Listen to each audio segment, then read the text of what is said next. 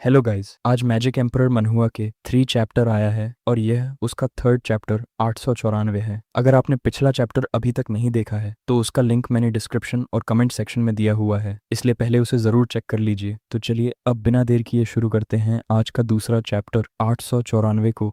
जब बेली जिंगवेई डैनकिंग शेन को भी उसके साथ चलने के लिए इनवाइट करता है तो रिलैक्स्ड स्वॉर्ड किंग पॉलिटली मना कर देता है और कहता है कि उसे सिर्फ बुक्स, पेंटिंग और वाइन में इंटरेस्ट है। बेली जिंगवेई चकल करते हुए रिमार्क करता है कि ट्रू ब्यूटी का कनेक्शन नेचर से होता है और फिर वहां से चला जाता है। प्राइम मिनिस्टर के चले जाने के बाद शांगगुआन फेयुन की आंखें बिटर फ्रस्ट्रेशन से सिकुड़ जाती हैं। वह डैनकिंग शेन के सामने अपनी भड़ास निकालते हुए बताता है कि ब्रदर डैन, क्या तुमने देखा? बेली जिंगवे और पूरी सोर्ड स्टार्स रॉयल फैमिली बस दिखावे के लिए हमारी इज्जत और कद्र करती है, लेकिन असल में हमारे टेरिटोरीज के हर कोने में उनके स्पाइज और इन्फॉर्मेंट्स पहले से मौजूद हैं। यहाँ कुछ भी होता है उसकी खबर पलक झपकते ही कैपिटल तक पहुंच जाती है। शंगुआन फ्यून का एक्सप्रेशन और भी डार्क हो गया और वह गहरी आवाज में बोलता रहा, क्या यही स्टेटस है तथाकथित 9 स्वॉर्ड किंग्स का? उसकी आवाज में फ्रस्ट्रेशन सुनकर किंग शेन शांत भाव से मुस्कुराया। कौन से स्वॉर्ड किंग्स? हम तो एक हारी हुई आर्मी के लीडर्स से ज्यादा कुछ नहीं है। वह एक पल के लिए रुका, फिर हल्की मुस्कान के साथ बोला, सच कहूं तो जब तक मेरा टेरिटरी पीसफुल रहता है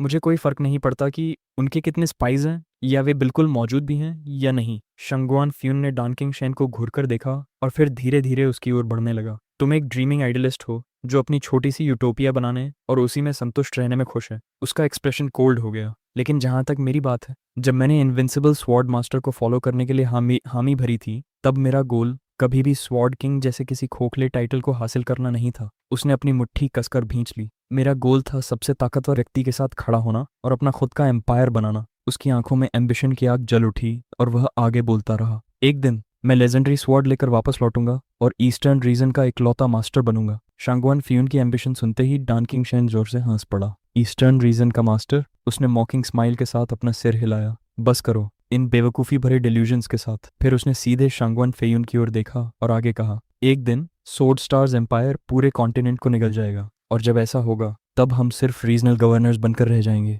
हमारे पास खुद को किसी भी चीज़ का मास्टर कहने का अधिकार तक नहीं होगा। शांगुआन फ्यून अचानक पलटकर चिल्लाया, ये बात तुम पर लागू हो सकती है। उसने अपनी मुट्ठी और भी कस ली। उसकी आंखों में डिटर्मिनेशन साफ झलक रही थी। लेकिन जहां तक मेरी बात है, मैं कभी भी इससे संतुष्ट नहीं होऊंगा। घने और धुंध से ढके हुए जंगल की गहराइयों में दो अलग अलग फिगर्स उलझी हुई झाड़ियों और पेड़ों के बीच परछाइयों की तरह तेजी से आगे बढ़ते हैं और फिर अचानक एक सुनसान बैम्बू ग्रोव में आकर रुक जाते हैं। वह शांगुआन यूलिन है। उसके बगल में खड़ा जुओ फैन बाहर से पूरी तरह साधारण दिखाई देता है। उसके चेहरे पर एक सामान्य सा एक्सप्रेशन है, जबकि उसकी शांत आंखों के पीछे गहरे और कैलकुलेटिंग थॉट्स का पूरा समंदर छिपा हुआ है। शांत पड़े इस इलाके को देखते हुए जुओ फैन जानबूझकर पूरी तरह कंफ्यूज्ड होने का नाटक करता है और अपने साथी से पूछता है कि आखिर इतनी पीसफुल जगह में ऐसा क्या हो सकता है जो आउट ऑफ प्लेस हो। वह दावा करता है कि उसे यहाँ एक भी एनोमली दिखाई नहीं दे रही। खुद को इतनी फेमिलियरिटी से संबोधित किए जाने पर शांगुआन यूलिन के सीने के भीतर इरिटेशन की एक वायलेंट लहर उठने लगती है। उसकी नजरों में गुयफान नाम का यह लोली ब्रैट और कुछ नहीं बल्कि एक ऑपर्चुनिस्टिक पैरासाइट है जो अपनी पोजीशन बढ़ाने के लिए मीठी मीठी बातें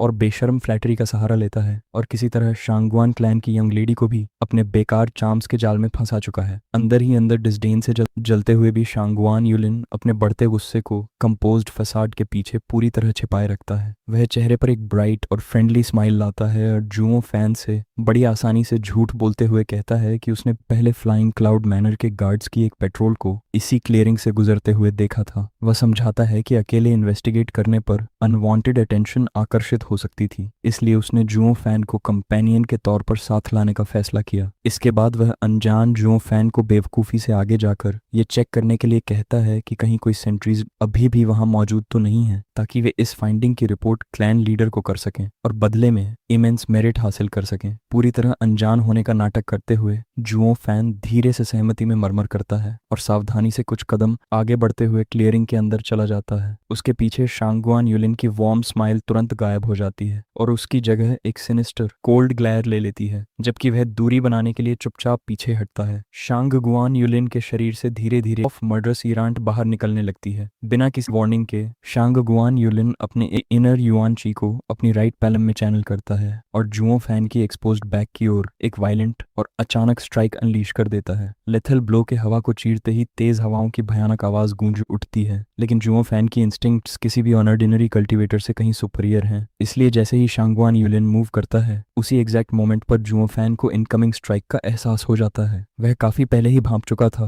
कि शांगवान यूलिन के मन में मैलिशियस इंटेंशंस हैं, लेकिन उसे उम्मीद नहीं थी कि यह एरोगेंट युवक इतनी डेलिकेट सिचुएशन में इतनी लापरवाही से एक्शन लेगा। उस पाम स्ट्राइक के लगने से ठीक उस माइक्रोसेकंड पहले जुओ फैन का दिमाग तेजी से काउंटलेस कैलकुलेशंस करने लगता है। वह खुद को इस बात को लेकर एक बेहद कॉम्प्लेक्स डिलेमा में फंसा पाता है कि उसे आखिर रिएक्ट कैसे करना चाहिए। अगर वह इस एम्बुश को डॉज करता है तो वह तुरंत रिवील कर देगा कि उसकी असली स्ट्रेंथ उसकी डिस्गाइज्ड कल्टीवेशन लेवल से कहीं ज्यादा है। ऐसा करने पर उसे शांगवान यूलिन को वहीं एग्जीक्यूट करके हमेशा के लिए चुप कराना पड़ेगा और फिर शांगवान क्लैन के पास लौटने पर खुद से सस्पिशन हटाने के लिए एक फ्लॉलेस एक्सक्यूज भी तैयार करना होगा। दूसरी तरफ अगर वह इस हिट को जानबूझकर लेता है तो उसे यह तय करना होगा कि उसके बॉडी को कितनी टफनेस दिखानी चाहिए। एंडलेस फिजिकल टेम्परिंग के कारण जुओ फैन की करंट बॉडीली डिफेंस पहले ही सोल हार्मनी स्टेज एक्सपर्ट के बराबर हो चुकी है, जिसका मतलब है कि शांगवान यूलिन की पाम स्ट्राइक से उसकी जान को असल में कोई फिजिकल थ्रेट नहीं है। असली समस्या हिट को सर्वाइव करना नहीं बल्कि अपने अटैकर को धोखा देने के लिए इतना कन्विंसिंगली विक्टिम बनना है कि उसकी डिस्गाइज भी खराब ना हो। जैसे जैसे पाम स्ट्राइक की बाइटिंग विंड उसकी स्पाइन के करीब आती है, जुओ फैन उस ब्लो के पीछे मौजूद फोर्स को असेस करता है और महसूस करता है कि शांगवान यूलिन जानबूझकर इतनी एनर्जी रोक कर रख रहा है कि वह जिंदा बच सके। इस अटैक का मकसद किसी रेडिएंट स्टेज कल्टीवेटर को तुरंत खत्म करना नहीं बल्कि उसे क्रिपल करने वाली इंटरनल इंजरी पहुंचाना है। यूलिन के असली इंटेंट को समझते ही जुओ फैन इस स्कीम के साथ खेलने का फैसला कर लेता है। अगले ही पल शांगवान यूलिन की पाम एक जोरदार क्रैश के साथ सीधे उसकी बैक पर आकर टकराती है। बिल्कुल सही समय पर जुओ फैन खून की एक वायलेंट स्प्रे बाहर उगल देता है और दर्द भरी गैसअप निकालते हुए अपने बॉडी को आगे की तरफ गिरा देता है। फिर डर्ट पर इस तरह ढेर हो जाता है जैसे वह पूरी तरह नॉकड आउट विक्टिम हो। उस मोशनलेस बॉडी के ऊपर खड़ा शांगवान यूलिन एक ट्रायम्फेंट फॉक्स की तरह सिनिस्टर तरीके से स्निकर करता है और खुद से बड़बड़ाता है कि उस ब्रैट ने यह सब खुद अपने ऊपर बुलाया है क्योंकि उसने उसकी प्रेशियस कजिन के करीब आने की हिम्मत की थी। इसके बाद वह और करीब आता है, तभी उसकी राइट हैंड अचानक एक आइस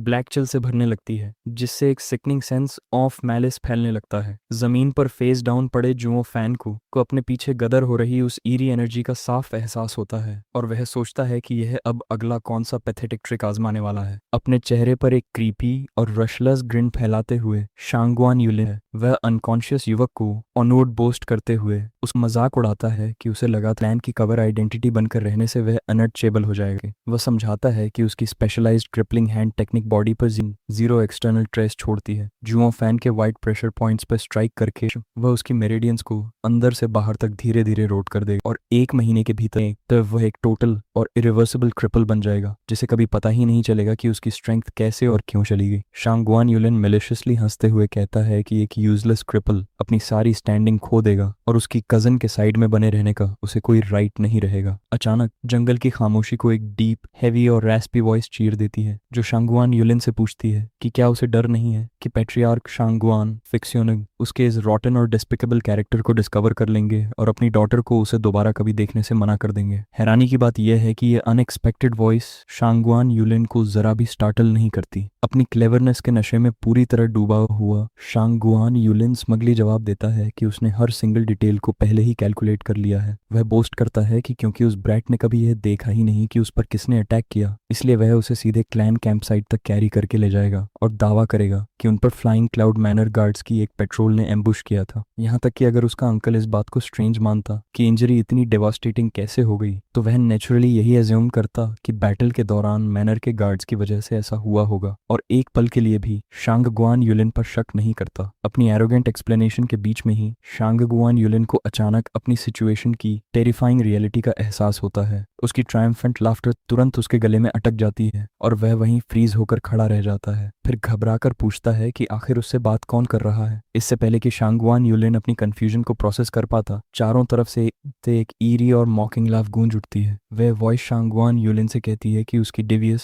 पेट्टी और इमोरल नेचर डेमोनिक पाथ के तरीकों से पूरी तरह मेल खाती है, इसलिए उसे अपने राइटियस क्लैन को छोड़कर डार्कनेस का हिस्सा बन जाना चाहिए। उसी पल एक मैसिव ब्लैक ऑरा पूरे फॉरेस्ट में फैल जाती है जो आसमान को ढकते हुए सनलाइट की हर ट्रेस को ब्लॉक कर देती है और पूरे ग्रो को एब्सोल्यूट डार्कनेस में डुबो देती है। शांगवान यूलिन पैनिक करने लगता है क्योंकि उसे एहसास हो जाता है कि वह एक इथेरियल स्टेज कल्टीवेटर के डोमेन सोल के अंदर फंस चुका है। हालांकि उसकी डीप सीटेड एरोगेंस बहुत जल्दी उसके फियर पर हावी हो जाती है। अपनी हायर कल्टीवेशन पर भरोसा करते हुए शांगवान यूलिन उस इनविजिबल इंट्रूडर का मजाक उड़ाता है और दावा करता है कि एक मेयर इथेरियल स्टेज डोमेन उसके जैसे सोल हार्मनी स्टेज एक्सपर्ट के सामने टिक ही नहीं सकता। वह बोस्ट करता है कि वह इस बैरियर को सिर्फ एक पंच में तोड़ देगा, लेकिन इससे पहले कि वह अपनी एनर्जी अनलैश भी कर पाता, मिस्टीरियस वॉइस एक टेरिफाइंग कमांड फुसफुसाती है, ड्रैगन ट्रैपिंग चेन। अचानक डार्क एनर्जी की एक फ्लैश के साथ एक मैसिव और शैडोई फॉर्म डार्कनेस के भीतर से किसी एंशिएंट ब्लैक ड्रैगन की तरह रेंगता हुआ बाहर निकलता है और शांगवान यूलिन के बॉडी को कसकर लपेट लेता है, फिर सीधे उसके फ्लैश के अंदर सीप हो जाता है। एक ही पल में उसकी इंटरनल युआन ची फ्लो पूरी तरह फ्रीज हो जाती है और एक सफोकेटिंग क्रशिंग वेट उसे जमीन पर दबा देता है, जिससे वह अपनी एक उंगली तक हिलाने में पूरी तरह इनकैपेबल हो जाता है। एक proud soul harmony stage cultivator खुद को सिर्फ एक टेक्निक के सामने पूरी तरह सबड्यूज्ड और हेल्पलेस पाता है। शेयर हॉरर से कांपते हुए शांगवान यूलिन डिसबिलीफ में स्टैमर करता है और पूछता है कि आखिर किस तरह का मॉन्स्टर इतनी ओवरवेलमिंग पावर रख सकता है। वह ईरी वॉइस डार्कली चकल करते हुए उस एरोगेंट लड़के को याद दिलाती है कि दुनिया बहुत विशाल है और यह जरूरी नहीं कि ethereal stage cultivator soul harmony stage वाले किसी व्यक्ति से वीकर ही हो। पिच ब्लैक स्पेस के भीतर शांत खड़े जुओ फैन उस कांपते और डरे हुए युवक को कोल्ड मॉकिंग गेज से नीचे देखते हैं। एक एंशिएंट डेमोनिक पैट्रियार्क जैसा टोन अपनाते हुए